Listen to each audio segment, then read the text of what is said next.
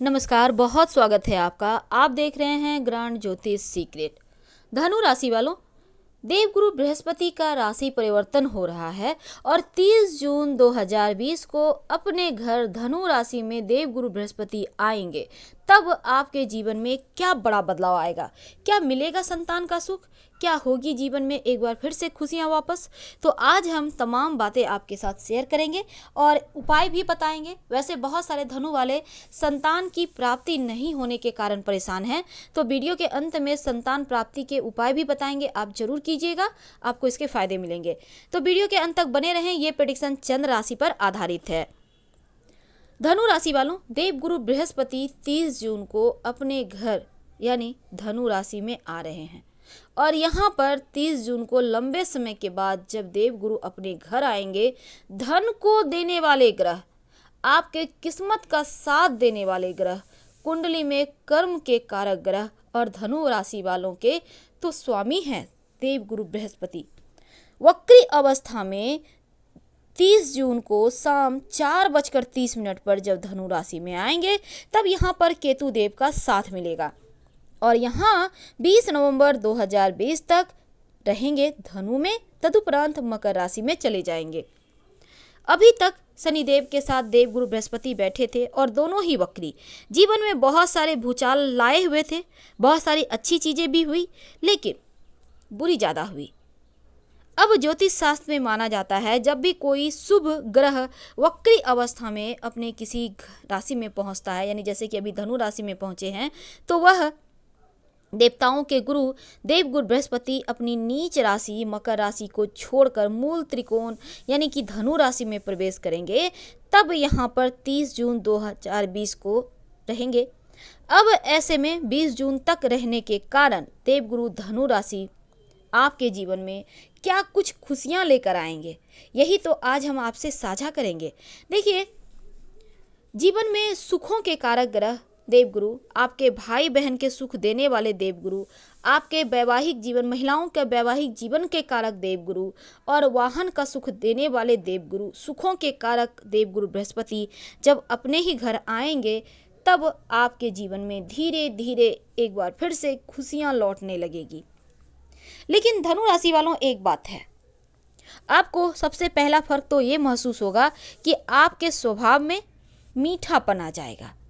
अब एकदम से आपको लगेगा आप बहुत खूबसूरत बोल रहे हैं, लोग आपकी वाणी के कारण आपकी तरफ खींचे चले आ रहे हैं। वैसे भी धनु वाले बहुत अच्छा बोलते हैं, लेकिन फिर भी अगर इस समय आप चाहते हैं भूमि भवन जायदाद खरीदना, तो यकीन मानिए ये समय आप ले ही लोगे और आपको कम दामों में भी मिल जाएगा, सस्ते में, क्योंकि ऐसे योग भी बन रहे हैं। आपको तो देकर ही जाएंगे और वो भी बहुत समय है, करीब 4.5 महीने से भी ज़्यादा। अब इतना खूबसूरत वक्त है तो इसका फ़ायदा आपको उठाना है।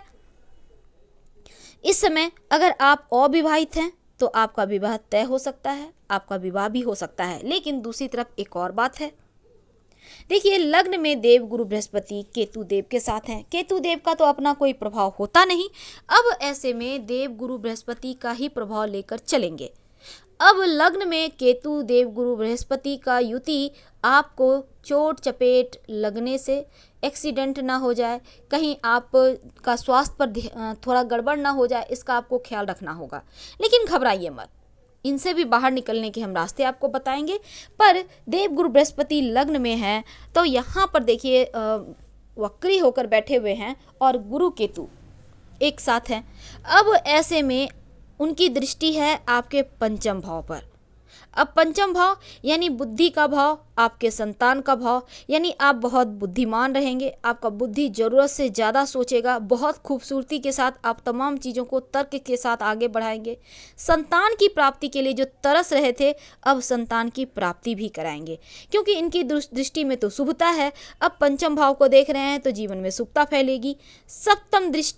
सप्तम भाव को देख रहे हैं, अब यहाँ पर विवाह के भाव को देख रहे हैं। अब क्या होगा, आपका वैवाहिक जीवन बहुत खूबसूरत हो जाएगा। आपका जीवन साथी अब आपको महत्व देगा, आपको समझेगा, खूबसूरत लम्हे गुजारेंगे। जो साढ़े साथी का अंतिम चरण चल रहा है, आपके वैवाहिक जीवन पर निगेटिव प्रभाव चल रहा है, अभी बहुत सारी परेशानियां हैं, एक बार फिर से आप दोनों एक दूसरे के करीब आएंगे। जो रिश्ता आपको लग रहा था अब टूट जाएगा, अब नहीं जुटेगा, अब एक बार फिर से वो रिश्ते आप दोनों में एक बेहतर बॉन्डिंग बनाएंगे।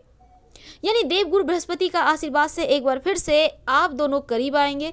और यहाँ चूंकि लव लाइफ को भी देख रहे हैं पंचम भाव, तो ऐसे में आपका लव लाइफ बहुत खूबसूरत रहेगा। आपका लव आपको सपोर्ट करेगा। आप चाहते हैं अपने लव से शादी करें तो आप एक बार पैरों पे सेटल हो जाए, फिर आप अपने घर वालों से बात कर सकते हैं। साथ ही नवम भाव को देख रहे हैं, यानी भाग्य भाव को। अब किस्मत का साथ तो मिलना तय है। अब जब विवाह के भाव यानी सप्तम भाव, भाग्य के भाव, आपके बुद्धि, संतान, लव का भाव को देख रहे हैं, तो यानी शुभ दृष्टि है इन तीनों ही जगह पर। अब जीवन में अस्थायित्व आएगा। अब जीवन में सब कुछ बेहतर होगा, आपका कॉन्फिडेंस बढ़ेगा। धन तो देंगे ही, और अभी तक जो आपका बिजनेस व्यापार नहीं चल पा रहा था, एक बार फिर से धन जो लॉस हो गया है, जो आपका बहुत हद तक आपका सेविंग खत्म हो रहा था, एक बार फिर से आपके जीवन में धन भी देंगे। दूसरी तरफ चूंकि यहाँ पर देखिए देवगुरु बृहस्पति वक्री अवस्था में अपने दूसरे भाव से, यानी देवगुरु नीच भाव में विराजमान थे मकर राशि में, और लग्न में आएंगे। अब यहाँ पर जीवन में शुभ फलों की वृद्धि होगी। अब आपको सबसे पहला तो परिवर्तन ये महसूस होगा, जैसा हमने कहा, आपका स्वभाव भी सबसे खूबसूरत होगा। इस समय अपने आप में एक जोश आ जाएगा। आप जो जीवन में आपको आलस से घिरे हुए थे, बहुत सारी चीज़ें आपका छोड़ रहे थे, छोड़ो कल करेंगे, तो वो चीज़ें अब आप लोग को लगेगा जैसे एकदम से आप कॉन्फिडेंट होंगे, ऊर्जावान हो गए। तमाम चीज़ें खुद ब खुद लाइफ में होने लगेगी, और यही चीज़ें तो आपको बेहतर बनाएगी। धनु वाले के एक बार फिर से भाग्य किस्मत साथ देने को तत्पर है, तो समय का फायदा आपको उठाना है। जीवन में पॉजिटिव सोच के साथ आगे बढ़िए। आपका स्वास्थ्य, आपके निर्णय लेने की क्षमता, यहाँ पर देखिए स्वास्थ्य का थोड़ा सा निगेटिव प्रभाव तो है, इसमें ध्यान तो आपको रखना होगा, लेकिन दूसरी तरफ आपका कॉन्फिडेंस बढ़ रहा है, आप में जो तर्क क्षमता है वो बढ़ रहा है। इस समय अब आप पढ़ाई, आपका अध्यात्म में यानी कि पूजा पाठ वगैरह में एकदम से रुचि बढ़ जाएगी। समाज के लिए भी आप वैसे भी हमेशा तत्पर रहते हो, इसके लिए काम कर दो। अगर आपके हाथ में चार चीज़ें हैं तो चलो इसको यहाँ लगा देते हैं, ये चीज़ें आपके पास है क्योंकि आप समाज के लिए कुछ करना चाहते हो, तो यही चीज़ें अब आपको मान सम्मान भी दिलाएगा। तो किस्मत का जब आपको पूरा साथ मिलेगा तो यकीन मानिए समय का फ़ायदा आपको उठाना ही होगा। अगर इस समय का फ़ायदा नहीं उठाएंगे तो फिर बहुत लेट हो जाएगा, क्योंकि देवगुरु बृहस्पति लग्न में आना, लग्न का गुरु वैसे भी जब देवगुरु लग्न में बैठ जाए ना, किसी की भी कुंडली में अपनी कुंडली खोलकर देख लीजिए, अगर लग्न में गुरु हैं तो आप देखिएगा जीवन में बड़े से बड़े दोषों से भी आप बहुत आसानी से बाहर निकल गए हो। बड़ी से बड़ी चीज़ें ऐसी कि जहाँ से आप बहुत खूबसूरती के साथ बच गए हो, क्योंकि लग्न का गुरु तमाम परेशानियों से रक्षा करता है। तमाम ग्रह मिलकर जितनी चाहे परेशानी क्रिएट करे, पर लग्न का गुरु आपको बचा ही लेगा। तो ये चीज़ें होती है। अब यहाँ पर देखिए देवगुरु बृहस्पति चतुर्थ भाव का स्वामी है आपके कुंडली में, तो यहाँ पर आपके जमीन जायदाद, अपना मकान ये प्राप्त भी कराएंगे, इसके योग बनेंगे। अब जो अविवाहित थे उनको विवाह उनका होने का यहाँ पर तय होने की संभावना बढ़ी हुई है। और दूसरी तरफ से जो एक्स्ट्रा मेडिकल अफेयर जैसी चीज़ों में है, यानी तो यहाँ पर देखिए आपके लिए दिक्कतें बढ़ सकती है, तो थोड़ा सा सावधानी रखिएगा। और हो सकता है आप अपने साथी के यानी कि दोस्त के, मित्र के, महिला मित्र के खासकर, या फिर अपने विपरीत लिंग के प्रति थोड़ा सा सावधान रहिए और थोड़ा शांत रहिए, लोगों के मामलों में भी मत पड़िएगा।